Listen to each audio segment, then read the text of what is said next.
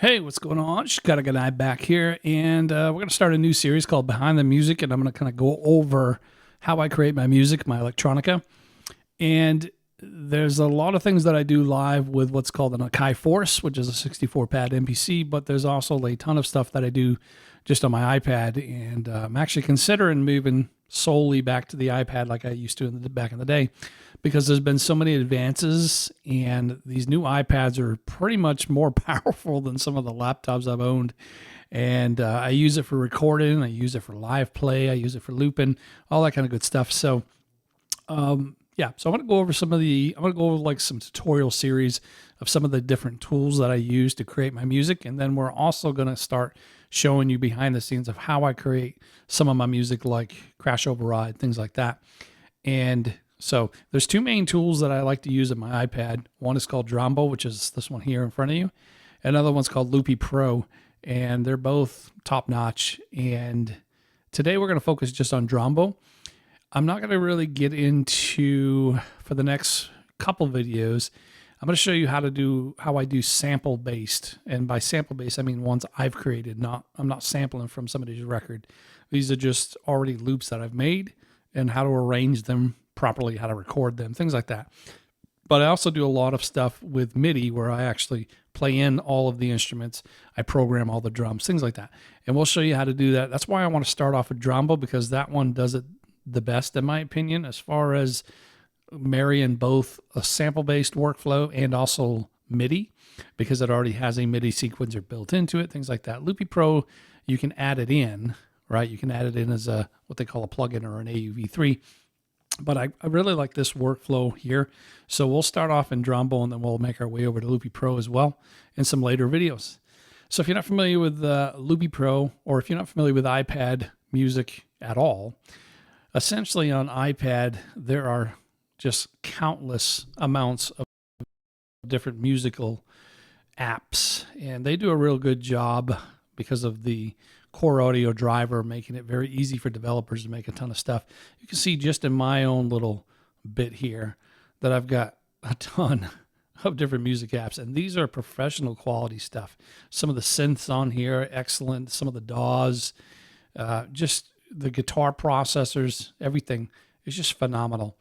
And so basically this Drambo here is what they call a groovebox. And in the iPad universe, the old way of connecting all of those different apps together was something called inter-app audio. And they pretty much kind of deprecated that, and they've moved on to something called audio units. And it's more familiar if you're familiar with like VST plugins and things like Ableton, things like that. That's more akin to what they call an audio unit, because you can have a host like this, like Drambo, and you can actually host AUV3 stuff. And those would be different plugins. So as an example, if I were to go ahead and click on this plus, this is where we add modules, and we'll talk about the workflow in a second, but I just want to bring up this concept. So audio unit, this Drambo whole entire interface here is an AUV3 host, but it's also a groovebox. It's also a sequencer. It's a clip launcher. It does everything. So in this case, if I wanted to add in another instrument like Animoog or Audio Layer or what have you, I can do that just by, clicking on any of these particular ones here, which makes it pretty cool, right? So, I mean, I can do like if I want to put a synthesizer in, let's say, for instance, SynthMaster. This is an actual instrument that is an AUV3, and I can host as many of these as I want. So if I wanted to do 20 instances of this, if my CPU can handle it, my RAM, it can do that. And then to open it, you just click on it. And then here you can actually expand it over here on the bottom right, like that. And you can make it really large, or you can make it full screen if you want, things of that nature, right? And it's now connected in the host, but you can also use these down here to play the actual instrument itself. Now you can do it within as well, I think. Maybe not. Okay. But this is what it looks like as an AUV3 host. Now, if I were to go ahead and look at it, oops, slide up here. in and of itself, as a standalone, it'll actually have the keyboard and everything with it. Oops, right there. So now this is the full host, and it's not inside of an AUV3 host, right? So I can actually play the keys and whatever and do everything. So it's basically the same instrument, but it just doesn't have the keys and all that jazz when you do it within in here in Drambo, right? But that's what it is called an AUV3, and we'll get into that a little bit more later.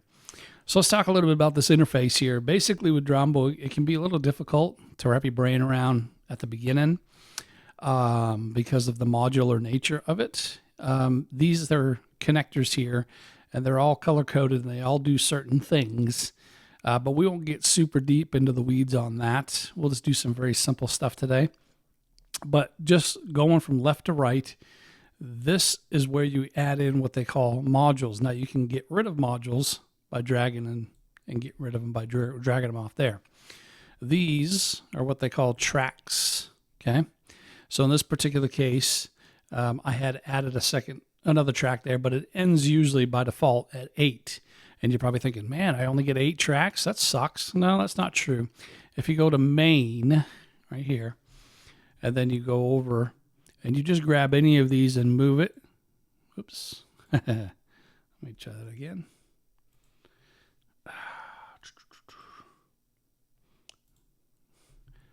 If you click it and drag it a little bit to the right, there we go. You can see that this opens up, and under generator, you can click on track. Okay, and you just keep adding those many tracks as you want, and then they have an A for ascend, a B for ascend, a master channel, and in this case, I'm putting an audio output in this. It's not here by default, and I'll probably add in a limiter of some sort, but for now, just know that this is this. And also, you'll note that on each one of the tracks, let me go ahead and get rid of this. On each one of the tracks, you'll see there's a master over here on the right. Normally, you would see on DAWs like Loopy Pro and some other ones that the initial volume of each track will be at 0, Unity 0. Drambo does not do that. It starts at -10. So be aware of that if you're going to start creating things on a track, it's best that you just move this bad boy up to Unity 0. And then when you do your mixing, you can go ahead and decrease that as needed. And these will be for the sends, but we won't get into that in this video. We'll get into some other stuff. But I'm just going to go over some really simple things in this video. All right, so in this particular one, let me demonstrate what I mean by modular. So it's going to have a track that you give it a name. So I'm just going to call this one kick so I can show you what I'm doing here. I'm going to hit OK. Now there's other options, as you can see down there, where you can send it to a different bus. In other words, you can make one of these tracks a bus. You can say, I want this to be my drum bus, and the kicks and the snares and all that jazz, I'm going to send it to that bus and then mix from there. It's a common thing that you see in mixing and mastering. So there's all kinds of different options here that you can choose, but again, we won't get into everything super deep on this video. It's just an intro. So I'm going to name it kick. I'll just keep the MIDI to CVE here. It's by default, and I'll click on the plus. Now, this is where it gets overwhelming for a lot of people because there are so many modules. There's things that generate sound. There's things that process sound. There's modulators like LFOs. You got mixer stuff, layers, MIDI, miscellaneous utility, and these are where you can add in text and switches and buttons and have you. It's pretty cool, man. They got a lot of stuff. So I won't overwhelm you with that. We'll just stick very, very simple at the very beginning. And there's just a default kick.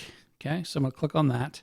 And I've now added this module. Now you'll notice right here, this already snapped to this because of the order that I put it in. Okay, and so if you didn't want to do that and you wanted to actually tie it to a different thing, you would click on it and you would pick which one you want to do it to. But it does it by default as you keep adding them in. Okay, so these little buttons right here mean that this and this is modulatable. And what that means is there's something called an LFO.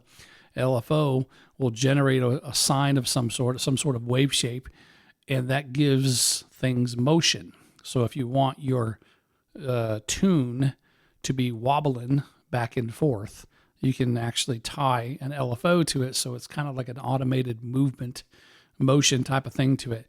This is just telling you that that is something that can be modulated.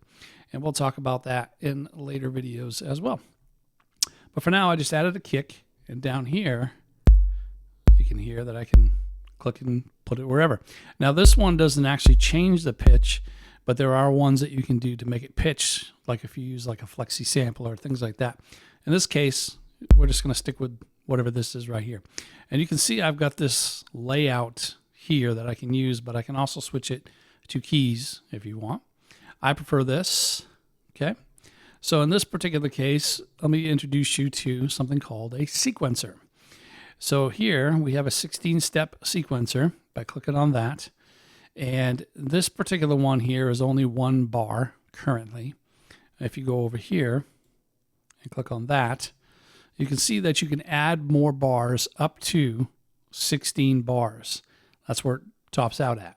You can also change the speed of it. You can divide it by 2, multiply it by 2, all kinds of different things. So in this case, I'm just going to add 2 bars, okay? And I'm going to use my fingers for this next piece here. I'm going to pinch and slide, pinch and zoom. Okay, so you can see that you can zoom in wherever. I really like this sequencer more than some other ones. And I actually like to use this sometimes in Loopy just for the MIDI sequencer portion of it. I really like it. So in this particular case, this MIDI sequencer here is where you can start putting in little steps. This would be what you'd be considered MIDI. Okay, so I'm going to go ahead and put one there. I'll put one there. Actually, we'll just do 4 on the floor and just put 1 on each right there. Okay, now up here, you can change the BPM. I'll keep it at 120, it's fine. But you can change the BPM to whatever you want. Add a metronome, put some swing to it, things of that nature. You can also choose to have quantization or not, and you can have a pre-roll, overdubbing of MIDI, and where the clips auto grow.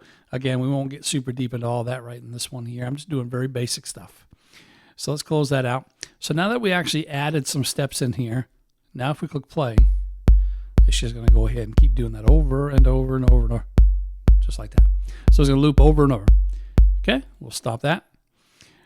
And to get back to the regular view, you just click on this again, and you're back to the regular view. Now, what I mean by modular as well is you can add some different things to it. So in other words, let's say I want my kick, which is just that. Let's say I want to add some delay to it. So I can click on processor because that's what it's doing. It's processing the sound by adding delay.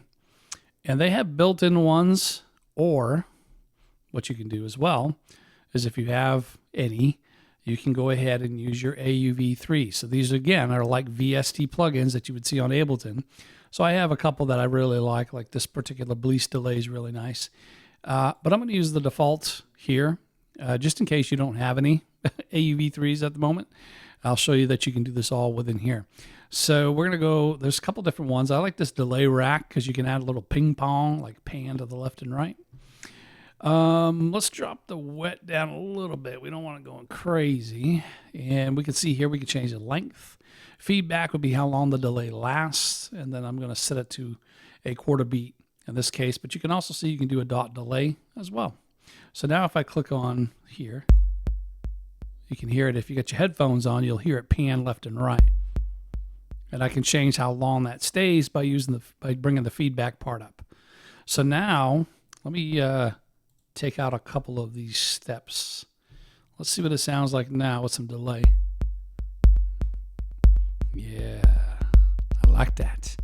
Sounds pretty sweet. Nice. So what I've done there is I've just made a drum track, essentially. And over here on the far right, if you click on this, you'll see here they have a clip launcher. So this is very similar if you use things like Ableton to scene launching. So in other words, if I click here, it adds a copy of that. If I click here, it adds a blank one. So I can actually add in as many clips as I want. So very similar to how scenes work in Ableton, this works across left to right. So whatever I have for a series of clips in all of these different tracks, this scene will play all of that. And then if I switch to a different scene, it's going to play that. In this case here, I don't have anything. So I'm just going to go click here, and it's just going to go to that scene, but it's the exact same thing because I haven't made anything different. But that's what they call scenes. I don't know what they call them here. I think they call them just clips. But you can see that when you double click on it or long press on it, that you can name them. So I can say intro or what have you. How many times is it going to repeat? Which is really cool because you're going to need that to set that up for recording purposes. How many steps per beat? So if you want to make it so that it's a 3/4 time or something like that, you can do that. But yeah, all kinds of different things you could do with these particular clips. But that's what we made so far. Now to get back to the regular view, you would click on this down here. By the way, these right here on the right, this means that this will loop this scene over and over and over until I stop. If I click this instead, it will say, I'm going to play this and then move to the next clip. So if I click down, it's going to click that, and then it's going to jump over to the 2, just like that, okay? And if you've set how many times you want each scene to play, like you say, I want the first one to repeat 4 times and I want the second one to repeat twice, it'll do that. It'll follow that and follow it down. For now, we'll just keep it on repeat, and I'm just going to use the first one here. So let's go ahead and click down on there. And again, there's more options there. I'm not going over all of them. I'm just keeping this very simple just to introduce you to one of the tools called Drambo. Now, another thing that's really cool here is you can just make your own instrument.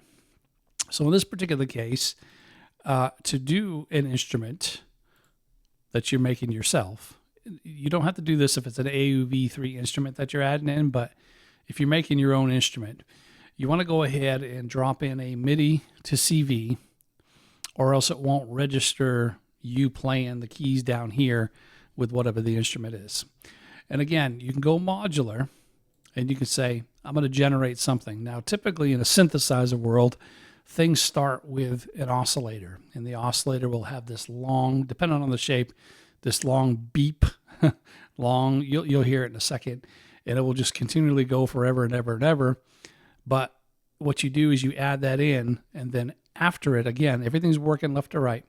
And then after it, you're going to drop a what's called an ADSR filter, meaning attack, delay, sustain, and release. So we're going to drop that in. So to show you kind of how it is, it's going to be annoying for a second because you're just going to hear this long, annoying sound until I drop into the processor and drop that one in. But first, I add an oscillator. Add in the ADSR, and that cuts off that because now it has different settings that you can change. If you want the release of it to be a lot longer, you can do that. So now if you click down here, okay, I'm going to turn the volume down a bit. There we go. So now it's going to actually follow. I'm going to use my fingers now. And you can go over here to the left, and you can change it, and you can say, I want it to be chromatic, I want it to be Ionian, or what have you, and I want the key to be the key of C, right? So in this particular case, that's how that would work. And then in these on the right and left, go up octaves. Okay, so if you want to go back down to C2, there we go. Now what you'll notice is that if I try to hit 3 things at once, it doesn't do it. The reason why is because you have to give it polyphony. Right now, it's only doing 1 voice. What we want is to increase that. So let's just say we increased it to 6. Now we can go. Now we can play chords. Okay, so that's essentially the very basics of a synthesizer, and you can actually go ahead and make it as a preset. So if you go to generator, and you come up here and click on instrument rack, okay? I'm going to use my finger for this because I can't do it with the mouse, but you're going to basically highlight what you've made so far, cut it, and now you can come over here and paste that in. And what you basically have made is an instrument. And if you were to click this, there's your instrument. So you can say, hey, I want to call it, cool synth, right? And you can also save it as a preset. So if you go down to user, I've already made a folder here, but you can just click on this plus on the folder and call it a folder name. But I made one called test instrument. I'll say I want to save it here as cool synth. Okay, so now any track that I open, if I decide I want to add or bring in that synth that I made, I go to generator, I go to instrument rack, and then I go to user, find my folder, and there is my cool synth, and there it is. So now we actually have that there. Now, if I decided I want to add something cool, something else to it, maybe I want to add some delay, I click on that to expand it again, and then I click on the plus, and I add in whatever I want. In this case, to make it obvious, we'll do a delay, so it's a very obvious sound. Let's see. Let's do delay rack again. And again, you can use an AUV3. You do not have to use these. I'm just doing this in case anybody doesn't have these AUV3 stuff at the time of listening to this. I'll drop the wet down a little bit, but now you can hear got some cool delay. Okay, so in this particular case here, I can now close this up just like that. And then I can just save it again. Presets, save under that, call it that, cool synth 1, or rename it or whatever. But that's essentially how you would make it. And then when you click on it here, you'll see there's some other different things you can add as well. So if you had an MPE controller, which is MIDI polyphonic expression, you can turn this into an MPE capable instrument, which is really cool. But they got all kinds of different things you can add in here as well. So that is the basics of how to create just a basic synth. And you do want to name your tracks or else you'll get lost. So I'll just call this one synth here. And now that I have a kick and I have a synth, I can go ahead and add, I don't know, just a simple whatever. Let's do bum, bum, and then we'll do like,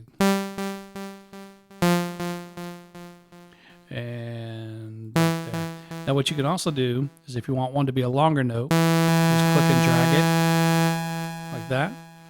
And you'll notice if you put a note below it, it'll sound the chord of it. See? Kind of annoying sound there. And you can also turn that snap off if you don't want it there and you want it a little bit more free. So for example, if I turn that off, I'm going to use my finger. So now it's not snapping to the grid. That's essentially what that means. We'll go back to the, what was it, 16, I think. So yeah, let's go ahead and play.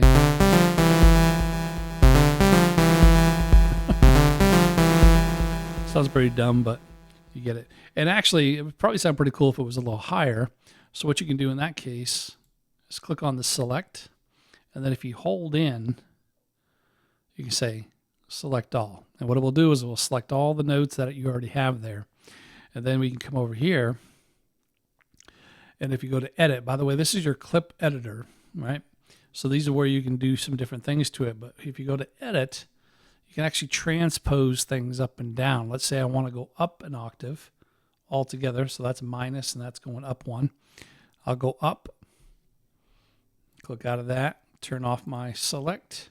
So now it's moved it all up an octave.